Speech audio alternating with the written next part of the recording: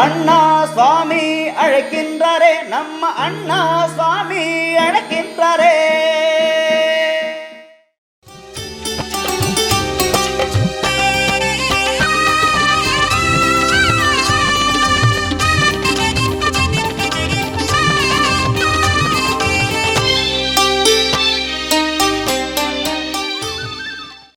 நாயன் மயம் ஆன்மீக அன்பர்களுக்கெல்லாம் என்னுடைய அன்பான ஆசீர்வாதத்தை தெரிவித்துக் கொள்கிறேன். நாயன் மயம் உங்கள் நலன் பொருட்டு தானே இறையருளாலும் குருவருளாலும் மாயன் மயம் தொடர்ந்து ஆன்மீகம் சார்ந்த அற்புதமான விஷயங்களை எல்லாம் இறையருளாலும் குருவருளாலும் தொடர்ந்து பேசி வருகிறேன். அந்த வகையில் மாயன் மயனை நீங்கள் தொடர்ந்து சப்ஸ்கிரைப் பண்ணி ஆதரவு தெரிவிக்கிற ஒரு நம்பிக்கை எனக்கு உண்டு. ஒரு அற்புதமான ஒரு நிகழ்வு. வாழ்க்கையில் வெற்றி பெற வேண்டுமானால் யாரோ ஒருவர் நமக்கு குருவாக இருந்து வழிகாட்ட வேண்டும். எத்தனையோ மகான்களும் ரிஷிகளும் சித்தர்களும் வாழ்ந்த புண்ணிய பூமி இந்த பாரத தேசம். இந்த பாரத தேசம் முழுவதுமே எல்லோரும் பாடம் நடத்தி செல்லவில்லை, வாழ்ந்து சென்றிருக்கின்றார்கள். இப்படித்தான் வாழ வேண்டும் என்று வாழ்ந்து சென்றிருக்கின்றார்கள். எதையோ நோக்கி நம் மனம் நகர்கின்றது. மண், பெண், பொன் என்ற மூன்றையும் நோக்கியே வாழ்ந்து அந்த மண்ணிலேயே இந்த உடலும் மடிந்து போகின்றது. ஆனால் விண்ணிலிருந்து ஒரு சக்தி பூமியில் இறங்கி பெரியாழ்வாரால் வளர்க்கப்பட்டு ஒரு அற்புதமான சக்தி 108 திவ்ய தேசங்கள் மட்டுமல்ல, கண்ணனுடைய பெருமையை காதலாகி உருகி உருகி பெரியாழ்வார் ஆண்டாளுக்கு உணவோடு ஊட்டுகின்றார். அதை வாங்கி வாங்கி கண்களில் பார்த்தீங்கன்னா ஒரு ஆச்சரியம். கண்களில் ஒரு மின்னல், 1000 கோடி மின்னல். அவ்வளவு ஒரு அக்கறையாக சிரத்தையாக கண்ணனின் பெருமையை கேட்டு கேட்டு இவனே நம் கணவன் என்று அந்த சின்ன வயதிலேயே அது பதிந்து விடுகின்றது. அப்படி வளர்கின்றால் ஒரு பருவத்தை எய்துகின்றார். அப்படிப்பட்ட ஆண்டாள் மார்கழி மாதம் கண்ணனை அடைவதற்கு வழி என்ன என்ற மனம் சிந்திக்கின்ற பொழுது அவள் சிந்தையில் வந்த ஒரு இடம்தான் அழகர் மலை. மதுரைக்கு அருகே அடர்ந்த வனத்திலே ஒரு ஆலயம். அந்த ஆலயத்திலே அற்புதமான ஒரு சக்தி கள்ளர் மலை என்று சொல்லக்கூடிய அழகர் மலை. அந்த அழகர் மலையில் இருக்கின்ற இறைவனின் சக்தி என்னன்னா, வேண்டுதலை விரைவாக தரக்கூடியதுல இந்த அழகர் மலை ஆண்டவனுக்கு ஈடேது இடையேது. அங்கு வருகின்றால் ஆண்டாள் தன்னுடைய கனவு தன்னுடைய வாழ்வு, இதற்காகத்தான் நாம் பிறந்தோமா, இப்படித்தான் வாழ்ந்தோமா, இதை கண்டிப்பாக அடைந்து விடுவேன் என்று பார்த்து ஆண்டாள் அங்கு தவம் இருக்கின்றார். கிட்டத்தட்ட ஆண்டாளுக்கும் அழகர் மலைக்கும் ஒரு அற்புதமான ஒரு தொடர்பு, பிரிக்க முடியாத பந்தம் என்றே நான் சொல்வேன். பந்தம் எல்லோருக்கும் பந்தம் வருகின்றது. கணவன் மனைவியாக, மனைவி கணவனாக, சகோதர சகோதரியாக 1000 உறவுகளில் பந்தம் வந்தாலும் ஆண்டவனோடு ஒரு பந்தத்தை ஏற்படுத்திக் கொள்கிறார் ஆண்டாள். காரணம் என்னன்னா, நீங்க நல்லா பார்க்கணும். யோகி கிருத்தியானகம்யம் வந்தே விஷ்ணு பவ பயங்கரம் சர்வலோகைக நாதம் என்பதை போல எல்லோரும் சிவன் தன் உடலில் பாதியை தந்தார். பிரம்மாவோ தன் நாவிலே அன்னைக்கு இடம் கொடுத்தார். ஆனால் நாராயணனை பொறுத்தவரைக்கும் தன்னுடைய இதய கமலத்திலே நித்திய வாசம் செய்கின்ற ஒரு சக்தியாக திருமகளை அமர்த்தி வைத்திருக்கின்றார். அந்த இதயம் இயங்குகின்றது என்றால் அங்கு மகாலட்சுமியின் தாயே அங்கு அமர்ந்திருக்கின்றார். அப்படிப்பட்ட அவள் இதயத்தில் இவனும், இவள் இதயத்தில் அவனும் இருப்பது இயற்கை தானே. அந்த வகையில் பார்க்கும்போது மகாலட்சுமி இந்த பூமி தாவியாக இந்த பூமியிலே வந்து ஆண்டாளாக அவதாரம் எடுத்து வருகின்றார். இந்த பந்தம் சொன்னேன் அல்லவா, கண்ணனுக்கும் அவளுக்கும் உள்ள பந்தம் நம்முடைய பிறப்புள்ள காணல் நீர் மாறிங்க. நம்முடைய வாழ்வெல்லாம் ஒரு பார்த்தீங்கன்னா ஒரு நீர்க்கும்படி போலதான். வாழ்வது நமக்கு தெரியும், எங்கு முடிவது என்பது யாருக்கெல்லாம் தெரியாது. ஆனால் ஒரு அற்புதமான சக்தி அந்த இறைவனை கண்ணனை காதலாய்த்து அவனே கணவனாக அடைய வேண்டும் என்று அதற்கு ஒரு சரியான இடம் இந்த அழகர் மலை தான் என்று தேர்ந்தெடுத்து அந்த மலைக்கும் தனக்கும் ஒரு பந்தத்தை உருவாக்கி கொண்டாள் ஆண்டாள்.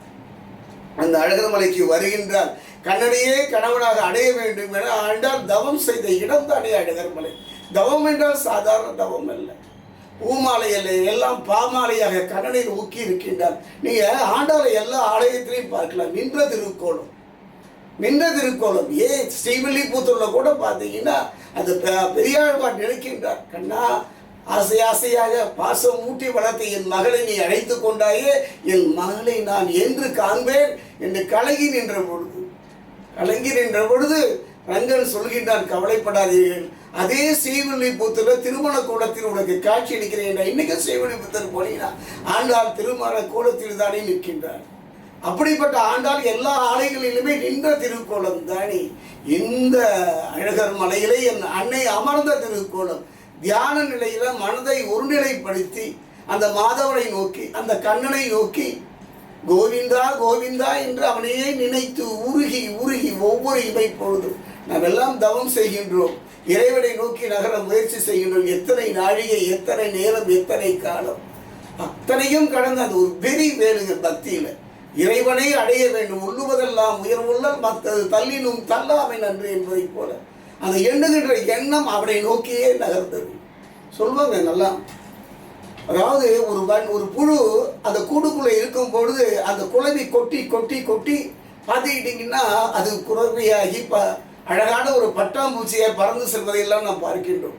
கண்ணனை நினைத்து கரைந்து உருகிய அந்த தெய்வ சக்தியானது கண்ணனை அடைந்தது. அவள் அடைவதற்காக இருந்த இடம், தவம் செய்த இடம்தான் இந்த அழகர் மலை. அது மட்டும் கிடையாதுங்க, இவள் அமர்ந்த நிலையில் இருக்கின்றாள். அப்போ தெய்வத்திட்ட ஒரு சங்கல்பம் பண்றான். அதாவது இந்த அழகர் மலை அழகனுக்கு ஒரு அற்புதம் என்னன்னு பார்த்தீங்கன்னா, வேண்டுதலை நாம் செய்கின்றோமோ இல்லையோ இவன் என்னைக்கா இருந்தாலும் செய்வான் என்ற ஒரு நம்பிக்கை ஆண்டவனுக்கு உண்டு. இப்பெல்லாம் பார்த்தீங்கன்னா கடவுளுக்கு வேண்டுகின்றோம், வேண்டுதல் நிறைவேறணும்னா மறந்துடுறோம், நகர்ந்து போய்விடுகின்றோம், காரியமானதுடன் கடந்து போகின்றோம். ஆனால் ஆண்டாளை பொறுத்த வரைக்கும் நான் வேண்டுற பெருமாளை, இறைவா கடல் மலையானே நான் தவம் செய்கின்றேன், இந்த தவத்தின் முடிவில் என் திருமணம் ரங்கனோடு நடந்துவிட்டால், ஸ்ரீரங்கம் ரங்கநாதனோடு நடந்துவிட்டால் உனக்கு பார்த்தீங்கன்னா 1000 அண்டா அக்கார வடிசல் செய்து படைக்கின்றேன் என்று வேண்டுகின்றார். பாருங்க, அவர் செய்வாளோ செய்ய மாட்டாளோ என்றும் எண்ணலைங்க அந்த அடர்மலையான். அப்பொழுதே நிறைவேற்றி விடுகின்றான், ஓடி போகின்றான். அந்த ரங்கனோடு அவர் கலந்து விட்டார். காலம் மாறுகின்றது, ஒரு அற்புதமான சக்தி வருகின்றது. இந்த நேரத்தில் நான் நினைச்சு பார்க்கிறேன், குரு என்றால் இவன் தான், குரு என்றால் இவன் தான். ஜாதி மதம் கடந்த ஒரு புரட்சியாளன், ஒரு சிந்தனையாளன். அத்தனை பேருமே கண்ணன் திருவடியில் சேர்க்க வேண்டும். நாராயணா ஓம் நமோ நாராயணா ஓம் நமோ நாராயணா அனைவருக்கும் கிடைக்க வேண்டும் என்று குருவினுடைய ஆணையை மீறி உலக நலன் வேண்டி தான் நரகம் புகுந்தாலும் சொன்ன அந்த உத்தமன் வருகின்றார். அவர் வருகின்ற பொழுது பார்த்தீங்கன்னா அழகர்மலைக்கு வருகின்றார். வரும் பொழுது ஆண்டாளுடைய விண்ணப்பம், அந்த விண்ணப்பத்தின் காரணமாக அந்த அழகர்மலையானுக்கு 1000 அண்டாக்கல்ல பார்த்தீங்கன்னா 100 அண்டாக்கல்ல அக்கார வடிசல் செய்து வைக்கின்றேன் என்று வேண்டினாலே ஒரு நினைவு மின்னல் மாதிரி வருது. எல்லோருக்கும் வருதா? எல்லோருக்கும் வருதா? எல்லோருக்கும் வருதா அந்த எண்ணம்? அவருக்கு வந்தது. அதனால தான் அவர் ராமானுஜர். நம்முடைய அத்தனை பேருக்குமே அவர் குருவாக இருக்கின்றார், நம்மை வழி நடத்துகின்றார், நம் வாழ்வை திருப்புகின்றார், இறைவனோடு நம்மை சேர்க்க முயற்சி பண்றார். அந்த நாராயணனோடு நாம் கலக்க வேண்டும், இந்த பிறவி வீணாக போகவிடாமல் என்று படாத பாடுபடுகின்றார், போராடினார். அப்படிப்பட்ட உத்தமன் அங்கு வந்து நிற்கின்றான் அழகர் மலையில். அவருடைய மனதில் ஒரு மின்னல் மாதிரி உன்னை ஆகா ஆண்டால் வேண்டினாரே, அதை நாம் செய்தால் என்ன என்று தோன்றுகின்றது. அந்த தோன்றலின் பயன்தான் ஆண்டால் வேண்டியதை நினைத்ததை அந்த கடனை இவர் அடைக்கின்றார். நமக்கு வாழ்க்கையில் எத்தனையோ கடன் இருக்குங்க. பெற்ற தாய்க்கு செல்ல கொல்லி போட முடியாத கடன் இருக்கலாம் சிலருக்கு, பெற்ற தந்தையை கவனிக்க முடியாத கடன் இருக்கலாம், பொண்ணோ பொருளோ வாங்கிய கடன், 1000 கடன் சொல்வார்கள், ருணம் என்று சொல்வார்கள். அந்த ருண விமோசனம் யாரால் வரும்னா ராமானுஜரை மனதார தியானிக்கணும்.